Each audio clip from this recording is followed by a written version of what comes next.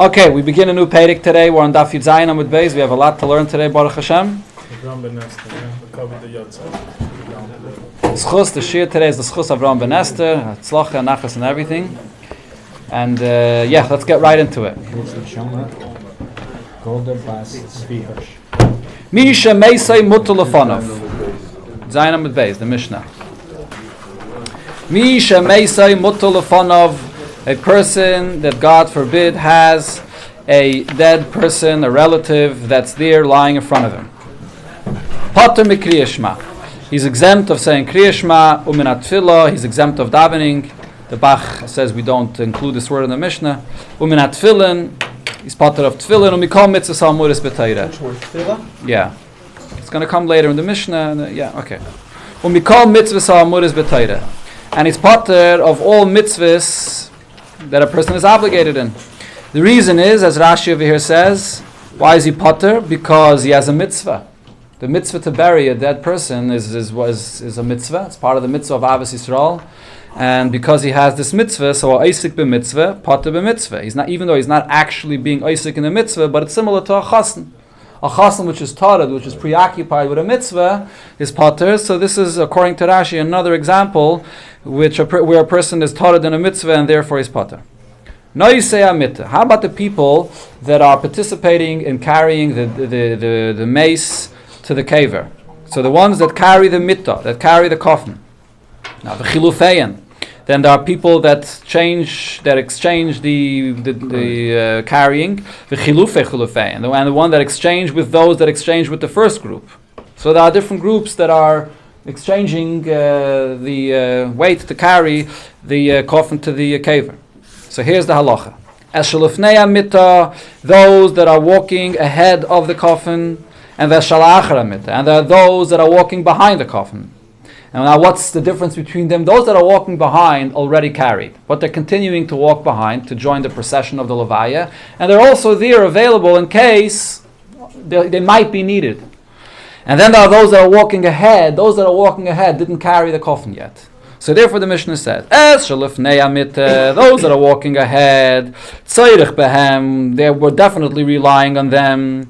They didn't even carry yet, so therefore pturim. They're going to be pater of everything that the Mishnah mentioned before. Those that are walking behind, so Rashi teaches, even though there might be a tzayich in them, because you never know, they might have to take a shift again, but still, because they already carried once, chayavin, because it's less likely that they're going to have to do the mitzvah, so they're not as preoccupied in their mind, so therefore they are chayiv. Then the So what about the noisei mittah? Now the noisei mittah definitely pater while they're actually carrying, correct. But he's referring to the chilufeyan and the chilufeyan, so there's a difference to those that are ahead that didn't carry yet. So they're in their mind, they're preoccupied that they're going to have to carry, and those that did carry already, so they're not as preoccupied in their mind, and they could say kriya shema. Ve'elu, peturim and atfilah. Both of them, though, even those that already carried and are not as preoccupied, and therefore they're chayiv and kriya shema, but for tefillah they are pater. And Rashi says the reason is because tefillah is not min hatayra. Since it's not min hatayra, so we were more lenient with davening, and therefore they're pater of tefillah. This is why the Bach erased tefillah before, because the Mishnah says an additional leniency regarding davening. Kavru es hameis. Now after the person is buried, v'chazru, and they're coming back, they're coming out of the Beis HaKvaris. So now here, as the minig today is as well, when you come away from the burial, so everyone lines up to do the nicham avelim, where the oval walks past in between the shura, the two lines of people that are menachem the avelim. So now they're walking away from the burial. So if in that time that they're walking from the burial to the place where they're going to line up for the oval, if it happens to be in the morning at the time that Zman Kriya Shema is passing, so if they can begin saying Kriya Shema Villigmoir, and they have enough time to finish the whole Kriya Shema until they'll arrive to their spot in the Shura where they're going to have to do the mitzvah of Nicham Avelim, Yaschilu. They should begin to say Kriya Shema. They can complete and say the whole Kriya Shema. V'im lav, if they don't have time to complete Kriya Shema, lo yaschilu, they're not obligated to begin saying the Kriya Shema. They're occupied with a mitzvah. Another halacha. Now, once they're standing there in that shura where the avelim pass by, so if there's a lot of people, so those that are standing on the inside that are going to actually be facing the avelim themselves, peturim, they are potter because they're engaging the avelim themselves. They have to actually speak to the avelim or say to them amakim yinachem or whatever it is that they say to them. So they can't say Kriya Shema. But if they're those that are in the back and are not even going to see the avelim at all and they can't say anything to the avelim, chayavan. They are obligated to say Kriya Shema. Tzak the Gemara. So what did we learn right at the beginning of the Mishnah? What was the expression of the Mishnah? When is a person potter of the mitzvahs? When he has a dead body that's right there in front of him. Mutal lefanov. The Mishnah's expression was that there's a mace that's there in front of him. So mutal lefanov in. It would seem what the Mishnah is saying is only in a case where the mace is lying right in front of you, then you're exempt. But if there's a relative that passed away, but you're in a different place, you're in a different room, in a different house, then this exemption, this p'tur doesn't apply. There's a contradiction to this from a Braisa. The Braisa says, a person that has a dead body that lies in front of him, if he has to eat, he should go eat in a different house. And the reason for this is loyig larosh. If he eats right in front of the dead person that can't eat, of course, he's mocking the poor. This is a concept of loyig l'rosh, which much of the Gemara that we're going to learn today, on Amar Aleph, at least in Yitches, is based on. There's many things that are forbidden to do in the presence of a mace or in a beis hakvaris, because we don't want to mock those that don't have the ability to do these things. So he eats in a different house. If he doesn't have a different house to go to, let him have a friend, invite him and go eat there. If he has no house of a friend to go to, put up a partition and then eat there behind the partition. If you have no material or anything to make a mechitza between you and the dead person, turn your face away. You can remain in the same room, but you have to turn away from him, and you eat. Do not recline, which shows a person is dead a cheros, so you don't recline by eating when you're in the presence of a mace. And you don't eat meat, you don't eat wine, drink wine. And when you have a dead body there, you're not obligated to make a bracha. On the first day before the Levi, doesn't have to make a bracha. The word mezamin, Rashi says, means he's not obligated to bench either. He doesn't have to, or he can't. Very good question. That's a machlekes Rashi and Tosfos. Is this specific to the Einan or anyone in the presence? No, the Einan, the relative. It's a machlekes Rashi and Tosfos. Rashi holds when it says ve'enoi, he's not obligated to. There's a long Tosfos here, which proves from different places that not only he's not obligated to, but he's forbidden to, which is the way we paskin. Weiter, the Mishnah says, or the Braisa says, ve'ei mevarchen alav, and we don't have even others make a bracha for him. You don't have to have, according to Rashi, you don't have to have anyone else make a bracha for him before he eats. Vei mezamnin alav, you don't include him in the zimun, 3 people when you make the zimun and benching. And so over there meant benching, that he doesn't bench, and mezamnin means when you Rabbi Semival benching to include. That's him making the bracha himself, benching himself, and making the bracha before food, and making the bracha after food, the benching afterwards. Ein mevarchen alav is when others are making the bracha for him, and mezamnin to be included with the 3 people in the zimun. Is all these in Yanim? I believe so, yes. And the locher It's like Tosfos. I believe we pass like Tosfos, but look, bisman hazeh, there's a big discussion how and exactly this applies, because this is all based on the tirda of mitzvah, Isaac mitzvah patim and a mitzvah. But today, where the kvura and everything of the burial is taken care of by a chevra kadisha, so the question is whether it applies to it. There's a big discussion about it. I can tell you that. It's not so pashut. Saying the brachos is dependent on Isaac mitzvah. I'm saying for the avil to make a bracha. It's not dependent on Isaac mitzvah. Okay, We maybe said not. a chassan is told means Yeah. in the mind. Mm-hmm. And Einan, it's not just a physical thing. You have to make phone calls, you have to arrange, or you have to carry a shovel. It's the Torah, yeah, but the it's the tirde mind- it's the itself, mind and a state chanami, you're but the talking about. tirde itself does not pater from a mitzvah. The Gemara before had, we learned 2 days ago, or a few times, that if the person has a sfina that drowned, and he has a great tirde from a financial loss, that doesn't pater, because it's not a mitzvah. So over here, if the tirde is just a fact because he's mourning of the loss of a relative, that doesn't pater. But if the tirde is because he's busy with the mitzvah to bury his relative, that would pater him. So Bisman Hazeh, when there's a Chevra Kadisha, it's a big shaila. What about Chevra Kadisha themselves? The Chevra Kadisha themselves don't have the same level of tirde because it's not a relative, even though they have the mitzvah. The Shas, they're doing the mitzvah, so then the Mishnah explained. No, you say Amit Chilufei and Chilufei and Aninus is not They're not actual in mitzvah for Ninus. the Aninus itself. It's just a I'm not status. sure if it's a mitzvah. I don't think it's a mitzvah now. Sagt the Gemara weiter. U Pater mekriya shma menat tefillah menat tefillin. A person is Pater is from Kriya Shema as well. This is what we just had in the Mishnah. And from tefillah and from tefillin. Umikol mitzvahs al-muris b'teira. And from all of the mitzvahs that it says in the Teira. Then this Braisa continues. B'Shabbos meisiv va'eichel basar. On Shabbos, even if there's a relative that passed away, and even if he's in the same house, in the same room, on Shabbos he may eat, he may recline, v'aychol basa v'shoysi yayin, eat meat and drink wine, and mevarech, and he makes a bracha, or mezamin, and he benches, or mevarech an olav, and another person can make a bracha for him, or mezamin an olav, and they can use him, they can include him in the zimun for benching. V'chayev b'chol ha-mitzvos ha-amuris b'Torah, and he's obligated on Shabbos in all mitzvahs that the Torah says. Rab Shimon ben Gamliel argues and says, since he's obligated to do these that the Braisa just enumerated, he's obligated in all other mitzvahs. So the obvious question over here is, what else is Rab Shimon ben Gamliel coming to add that the Tanna Kama omitted? So the Gemara immediately explains, Omer Rabbi Yechanan, my beinayu. What's the difference between the Tanna Kama and Rab Shimon ben Gamliel? What is he adding? So the Gemara, he answers, Tashmish Amita. Rab Shimon ben Gamliel was adding that besides all the mitzvahs that he said, marital relations between husband and wife also is permitted and is a mitzvah that he has to fulfill on Shabbos. Ikke beinayu. That is the difference between the Tanna Kama and Rab Shimon ben Gamliel. This concludes the Braisa and the Gemara's short explanation of this Braisa. But why did we bring this Braisa? Because of a stira, there's a contradiction to the Mishnah. Katani miyas. What does it say here in this Braisa?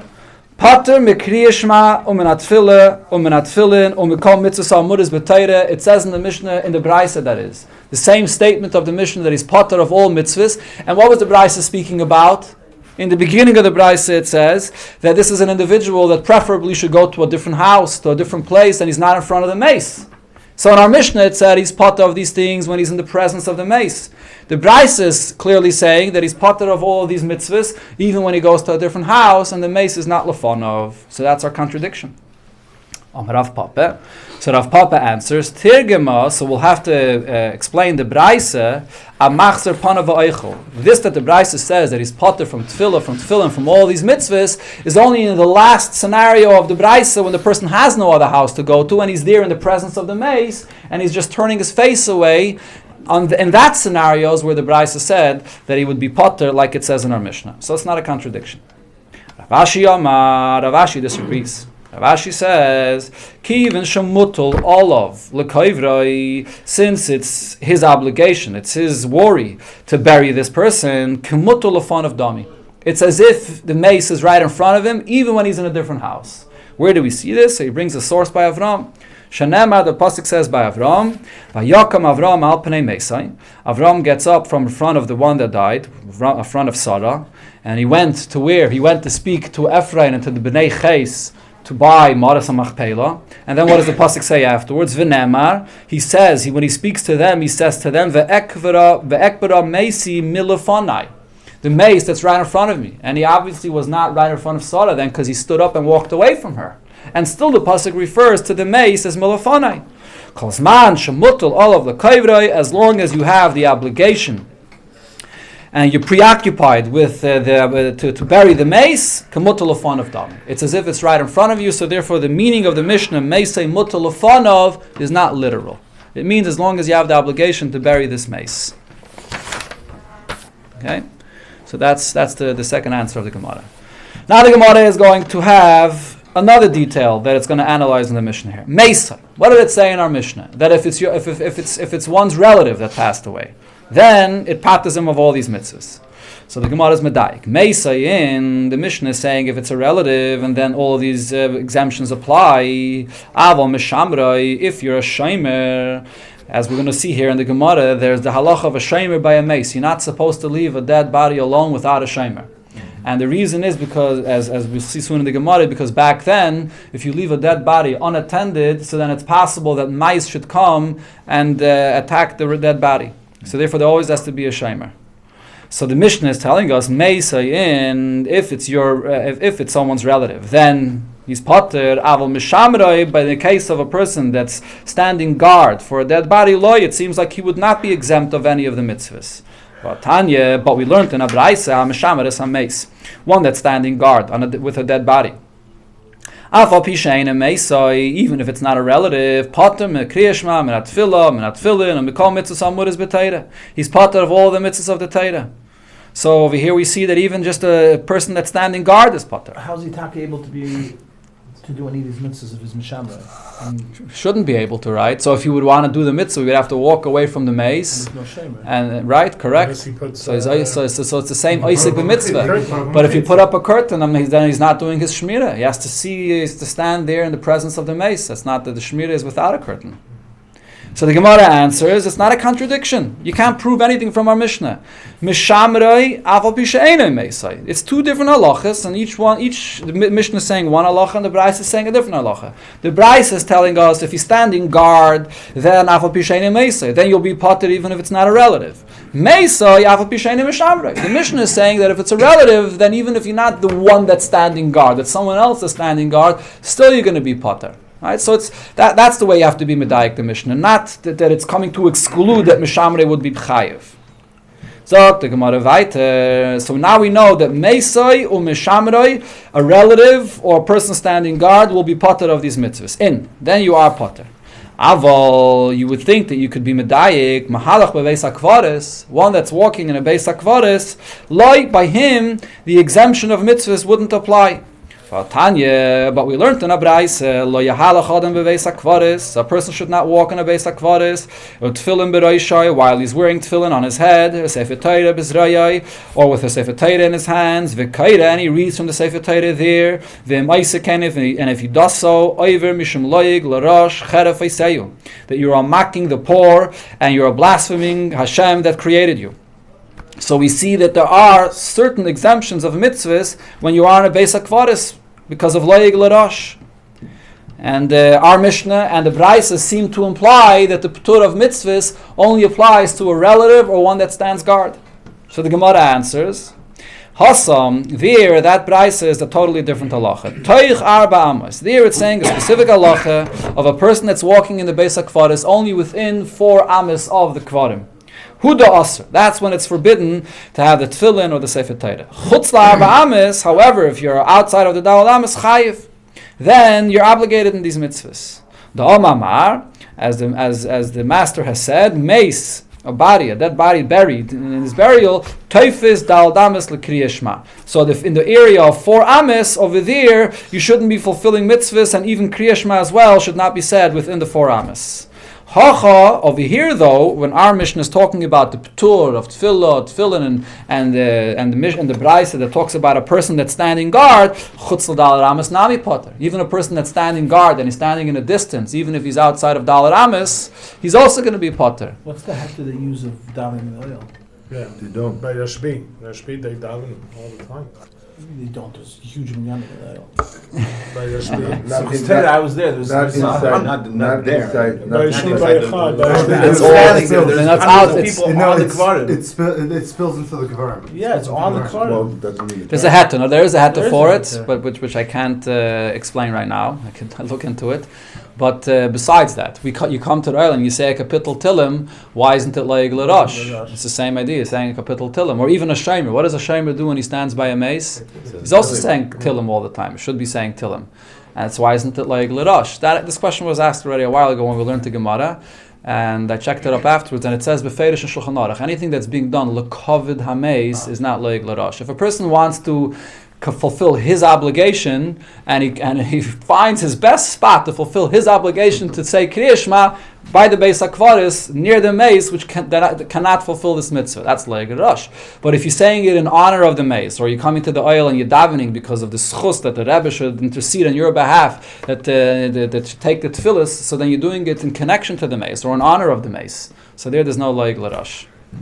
Another thing on this topic, you say mahalach basic parts but like l'chayr you would still be chayav in mitzvahs even though you can't do it in the basic forest. But if Zman Kriya Shema comes, you need to leave the basic. That's correct. You have an obligation to walk out of the Beis HaKvaris. That is true. That's actually a question that Mefarshim ask on this Gemara. They say the Gemara over here was sort of comparing this case of the Beis HaKvaris to our Mishnah and the Brachos of the Shomer. What's the comparison? In both of those cases, you don't have an obligation to walk away. Adarabah, you have to remain on guard. It's your relative, you're potter, there's nowhere to go. If you're in a Beis HaKvaris, just walk out and you'll do your mitzvah. You have an obligation to walk out. So what's the question of the Gemara B'chalal in the first place? That's a very good question. Mefarshim asked this question. I don't remember what they answer. Someone told me that when he was a shomer, the dafka were $1 amas away from the mace. Or in other places, in order to be able to say Tilim. To say till. I checked it up. I believe it says clearly that even if you're within the Dalet Amos, as long as he's saying it in honor of the mace, it's allowed. Or what they do is they're in a separate room and there's a window looking in. Okay.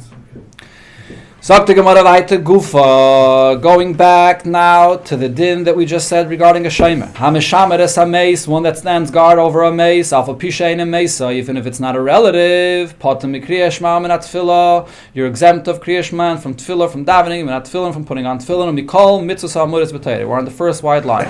And potter from any of the mitzvahs. Hayishnayim. If there are two people that are standing guard, zeh meshamer v'zeh kaireh, so they can switch off. One will stand guard, and the other will go and say Kriya Shema, and then v'zeh meshamer, the other will stand guard, and v'zeh kaireh, the other will go read Kriya Shema. Ben Azai Yaimer, now Ben Azai adds another din. Ho you boim b'sfino, if they are riding on a boat, and they're bringing along a dead body with them, so then manichoy b'zav v'zu, they could leave the mace in a corner, and u'mispal shneim bezavas acheres. Both, they don't have to switch off. They both can leave the mace in that corner, and they can go say Kriya Shema in the time of Kriya Shema. So Ben Azai says, on a boat, Shmira is not really required. The Tanakama apparently didn't hold to this, and Ben Azai says on a boat is different. My benayu, what is the difference? What are they arguing about? Ravina says, Chosheshin la'achbarin ikke benayu. Are we concerned that there may be mice on a boat? That's what they're arguing about. Mar Sovar, the Tanakama that is holds, Chayshinon, even on a boat, the concept of guarding a mace exists. We are still concerned of a mice that may have gotten onto the boat and therefore they have to stand guard. Mar Sovar, and Ben Azai says, Le Chayshinon. That far we're not concerned, even on a boat we're not concerned and therefore they don't have to stand guard. The Indian of Shmir is also Legabe Mazikim. It's possible, but in Nigla and Gemara, this is the reason, because of Achbarim. Now, even though Bisman Azeh, the concern of Achbarim does not apply, and especially in cases of morgues, but still, No, okay. There are definitely, it's definitely much less of a concern, and in some cases perhaps not a concern at all, but still, the Indian of Shemirah still exists, the Chiyuv of Shemirah still exists today.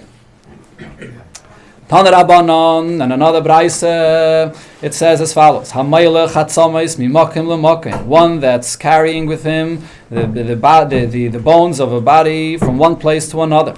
Harezeh lo yitnem bediskia. Do not place these dead bones into a sack. V'yitnem magabe chamayr, and place it on a donkey. V'yirkav aleim, and you ride on top of the sack of these bones. You are embarrassing your minig b'zayin. You're conducting yourself in a disrespectful manner with these with the bones of this dead body. Now, you may wonder why in the world would a person do this. So you see it right in the continuation of the Braise. If you're doing this because you're afraid of goyim that may come and and attack you, or of robbers, then mutter. Then you're doing it for the honor of the mace. So then it's permitted. The Braise concludes, just as it said regarding transporting the bones of a body, similarly it said regarding a Sefer Torah. So the Gemara now questions the pshat in this Braise. Ahai, when it compares the bones of a body that you're transporting to a Sefer Torah, ahai. Which case of the Braisa was it comparing? If you're going to say the comparison is in the Reisha Pshita, of course, if you can't sit on the sack of bones, for sure you shouldn't be sitting on a Sefer Torah when you're transporting a Sefer Torah. You don't have to say that. Mi gara Sefer Torah mi atzamais. The honor of a Sefer Torah would be less of the bones of a dead body. Ella, rather, the chiddush of this Braisa is a Sefer. It's in the Sefer of the Braisa that if the reason why the person sits on the dead bones is because he's afraid of being attacked, so you are allowed. The same applies to a Sefer Torah. You can transport a Sefer Torah even in a disrespectful manner if you're doing it for the honor of the Sefer Torah, that it shouldn't be stolen. That must be a very difficult trip. Imagine a person has to transport a Sefer Torah in such a manner. When one sees a person alavaya and he does not accompany the maze, this is also a case where a person is mocking the poor and he blasphemes Hashem that created him. And if he does accompany the mace, he joins the procession of the Levaya. What's his reward? Malva Hashem. The simple pshat of the pasuk is, who is the one that lends to Hashem, which means that Hashem owes you something in return. One that is gracious to the poor. Who is the one that honors Hashem? One that's gracious to the poor man. So Rashi says the drasha here is the dal in this pasuk refers to the one that's the ultimate poor person, which is the dead person that cannot do anything for himself. So when you're gracious and you accompany a mace, so now we interpret the word malva not as in lend, but malva means that when you accompany a mace, it's as if you're accompanying Hashem himself. Malava Hashem. Now we go back to the story of going in a Beis HaKvaris where there's a loyeg l'rosh in the Beis HaKvaris. There's a connection to Brachos. We started with Misha Mesa. The rest of the whole next Amid is all going to be about Binyanim connected to a mace, conversations with a mace, as we'll see. Very interesting Gemara here. Sagt the Gemara, Rabbi Chia and Rabbi Yonasan have a shakli v'azli beveis HaKvaris. Rabbi Chia and Rabbi Yonasan went in a Beis HaKvaris. Have a kashadia tchelta.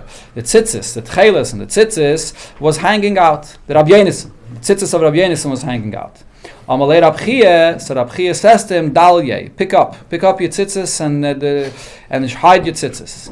Kedesh lo so that the dead people shouldn't say, Lumachar boyin atzleinu. Tomorrow they're going to come visit us again as if they're concerned about us. But v'achshav macharfanei, now they're embarrassing us. They're coming here with tzitzis while we can't fulfill the mitzvah. Amalei, so Rabbi Yonasan says to Rabbi Chia, Umi yadi kulahai. Do the dead people have this awareness to see what's going on in this world? V'haksiv, there's a pasuk in Koheles that says, the dead people know nothing of what's going on in this world. Amalei, Rabbi Chia said to Rabbi Yonasan, Im karisa, if you read this pasuk once, lo shanisa. You didn't read it again. Im shanisa, if you read it even twice, but lo shilashta. You didn't read it a third time.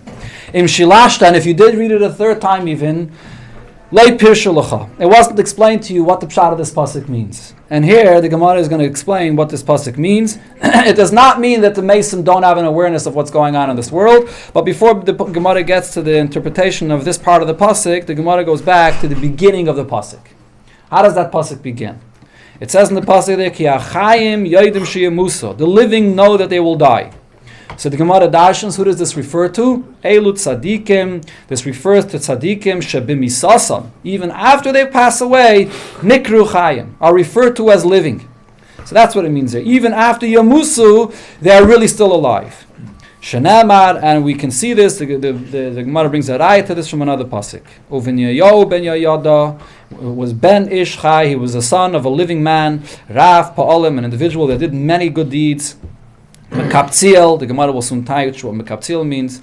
Who hikas shnei ariel, he hit shnei ariel mayav. He hit the two. He brought down the two ariels. The Gemara is soon going to explain what ariel means. Mayav, that's related to mayav. Who yarad v'hikas ari, and he also hit a lion. And threw him into a pit.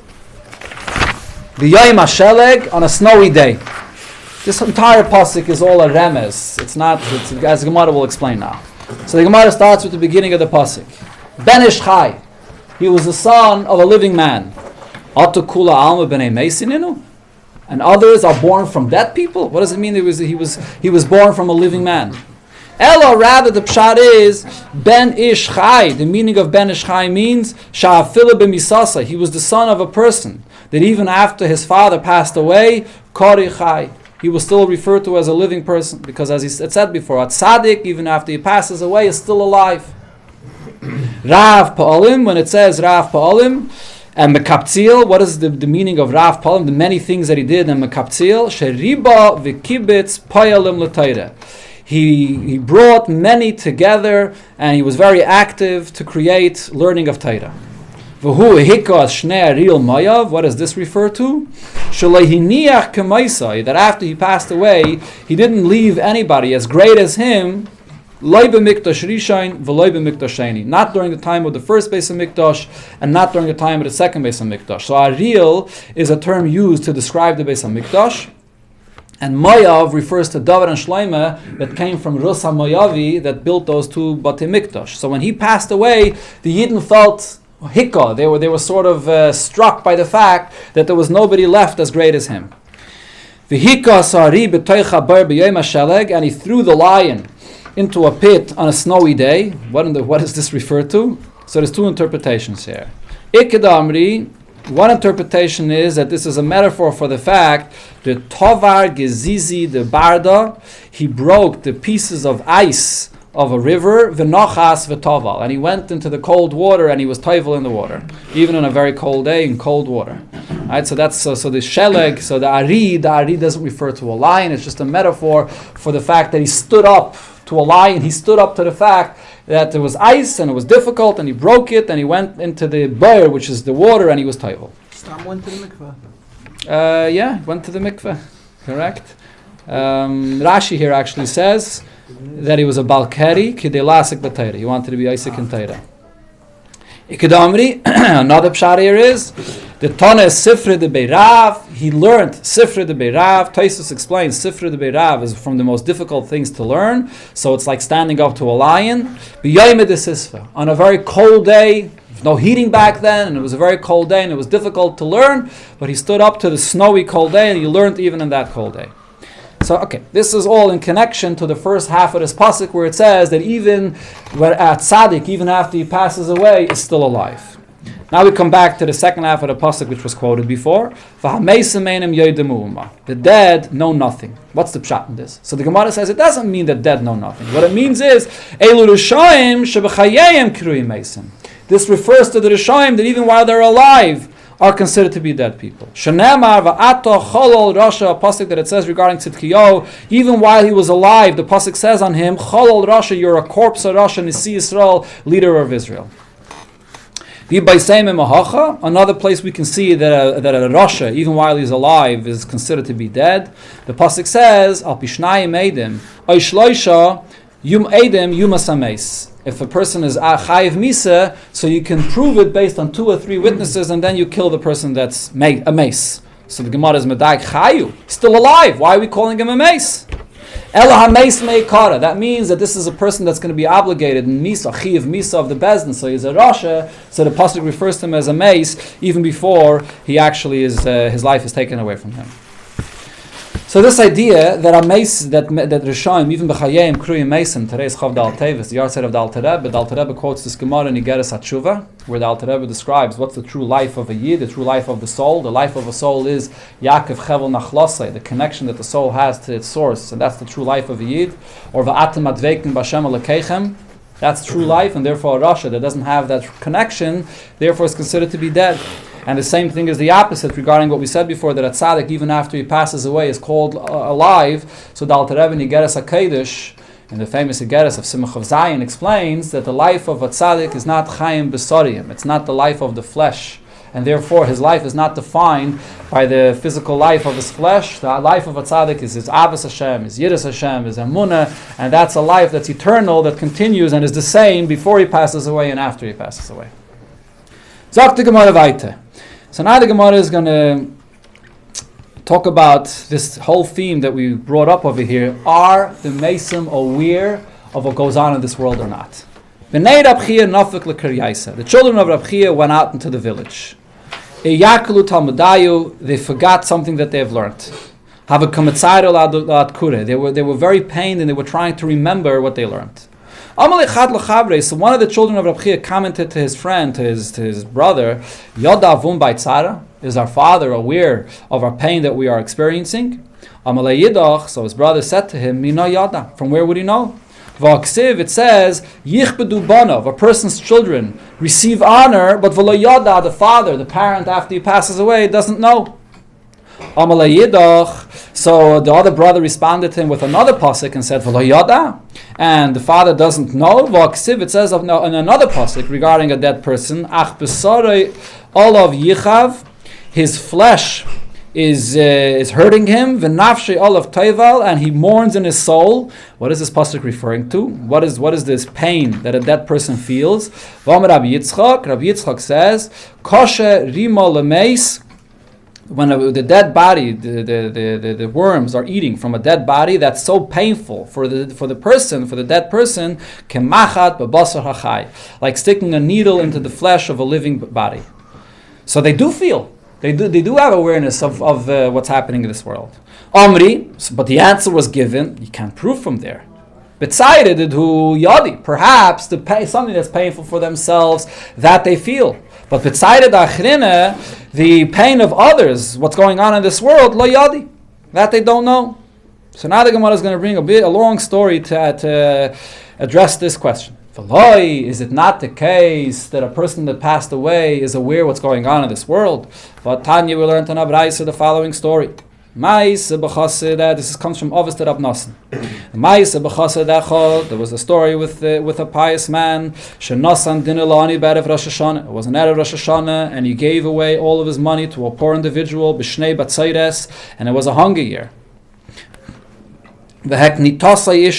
And his wife criticized him for giving away all of his money. So he had nowhere to sleep. I guess she didn't allow him into the house. So where did he go? He went to sleep in the Beis HaKvaris. What happens when he's in the Beis HaKvaris? So before I go into this whole Gemara, according to the Marsha, this story here that happens in the Beis HaKvaris, and the next story which is in the Beis HaKvaris, is all a dream. It's all a dream. It didn't happen kipshute, and the Marsha says that this chassid, this is talking about Rosh Hashanah to sleep in a Beis HaKvaris. Even if he can't sleep in his house, he should have found another place to go. But Rosh Hashanah to sleep in a Beis HaKvaris, the Marsha says this is all a dream. And he hears two spirits of neshamas that are conversing one with another. So one spirit says to its friend, Chavirasi, my friend, come, let's go and let's what's the word for nashud? Let's roam around in the world. And we'll hear from behind the scenes. What punishments is Hashem bringing to the world? Huh? Amr Allah chaverta. So the other neshama responds and says, Eini yechayla. I can't leave. I can't come with you. Sha'ani kvura b'machzelas shel kanim, because I am buried in a mat of reeds, and therefore I can't leave my place. So the Mefarshim say the pshat on this is, as long as the body or the buried is not fully disintegrated, the soul remains hovering above its grave and it doesn't leave. So when this soul, this body that was buried in machzelas shel kanim, it takes much longer to disintegrate, and therefore the soul says, I can't leave. Elo, so therefore this soul says, l'chi'at, why don't you go, umashat shemas, and what you will hear, imrili, share with me. Al-Chahi, so one soul went v'shata, and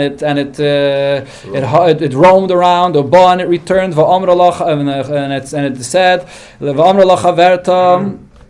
So now it's the friend that did not go said, Chavirasi mashamat machari apargid. My friend, what did you hear behind the scenes? Amr Allah shamaiti, I heard shakol azireh b'revi rishayna.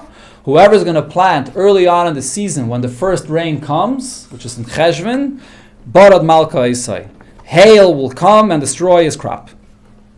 So what now? This person, this chassid that was in the Beis HaKvaris and heard this conversation, so halachu v'zara b'revi shniya. So he went and planted later in the season when the second rain comes, and it didn't destroy his crop. Shakol ha'olam kulai laka. So now the crop of the entire world that plants earlier on, so this hail destroyed what they planted. Shaloi, but this chassid, loylaka, his crop that he planted later on was not destroyed. Shana Cheres, the following year, so now he wanted to again know when to plant. If you heard the first day, so halach v'lam beveis hakvaris. He went, or his wife threw him out of his house again. It doesn't say here what happened. But the second year, halach v'lam beveis hakvaris. Again, he went into the beis hakvaris. V'shama yisen shtei duchas shemisapre zum zu. Again, he hears the two duchas having a conversation one with another. Amra chad lachaverta boy v'nashad boilam v'nishma ma'chayri apaged ma'puran is ba'laylam. Let's hear what punishment Hashem brings to the world. Amra lachavirasi, my friend. Lekacha marti lacha. Did I not tell you any yachayla? I can't follow with you. Shani kvuda b'machzela shel kanim. I'm buried in a mat of reeds. You go, what you will hear, and come and share with me. So this soul went and roamed in the world. And her friend asks her, what did you hear? So this time around she says, those that are going to plant in the second part of the season, a rain, a wind is going to come and destroy their crop. So now, so he went and planted earlier on in the season. Everyone else that saw that happen the previous year planted later on. The crop of everybody else became destroyed. And this chassid, his crop remained intact. So now, his wife tells him what's going on over here. Why was it that last year everyone else's crop got destroyed and yours didn't? Everyone else was destroyed in a storm and yours was not destroyed in the storm. What happened over here? He told her the entire story of the conversation that he heard between the two souls, and this was a conversation, as Rashi here says, of two souls of young girls that passed away that were conversing with one another. So the Gemara here throws in an interesting thing. Amru, the Hashgacha Pratis had it. Lehoyu yomim muatim. It didn't pass many days. Achanaflo ktata. There was an argument. There was a fight between the wife of this chassid, uben ima shel oiseh riba, and the mother of one of these girls that had passed away. Amra Allah. So the wife of this chassid commented to the mother of one of these girls, come, I'll show you your daughter, that's buried in a mat of reeds. This was a comment that she said in this conversation. Okay, this, the Alter Rebbe says in Tanya, you learn Agarate, Reiv say this to Teire Gnuzimba. Whatever the relevance of this comment over here is, and the whole conversation over here. Okay, what happens the third year? He went back to the Beis HaKvaris. He wants to hear what's going on. L'shana acheres, the third year, halach v'lam bebeis HaKvaris, and v'shama ha'isen ruchish she'mesapre zuim zu, and he hears them having a conversation with one another. Amr Allah chavirasi, boy v'nashot ba'ilom. Let's again go go around in the world. V'nishma me'achayri ha'parget ma'puran is ba'la'ilom. And let's hear what punishment Hashem brings to the world. Amr Allah chavirasi, my friend, hanicheni. Leave me alone. I don't want to hear what's going on. Don't tell me. Let's not do this. Dvarim shebeini lebeinach, the things that we're discussing between me and you, kvar nishmu ben achayim. It's already become public information amongst the living. So now, this is the conclusion of this paraisa, of this whole story. What does the Gemara prove from here? Al miyadi. We see that the Ruchais, the dead, are aware of the fact that this became public information amongst the living. So they do know what's going on. How does the Marsha explain it? That the whole thing... How can you bring it out? Within the dream. Within the dream, this is what happened. So that's a proof. Okay. No. Okay, I'll take a look soon in the Marsha if he addresses it. But okay. So we see that they do know. And for the Gemara, no, it's not a raya. Dilme in shachrine shachiv, perhaps there was another living person that passed away, vazav amaluhu, and came and shared with these two ruchais. Stop having your conversations. Let me tell you what's going on in the world. People are aware of what you're saying, but they themselves were not aware of what's going on in the world. Okay, we'll stop over here. We'll continue tomorrow. Saying that they know what's going on.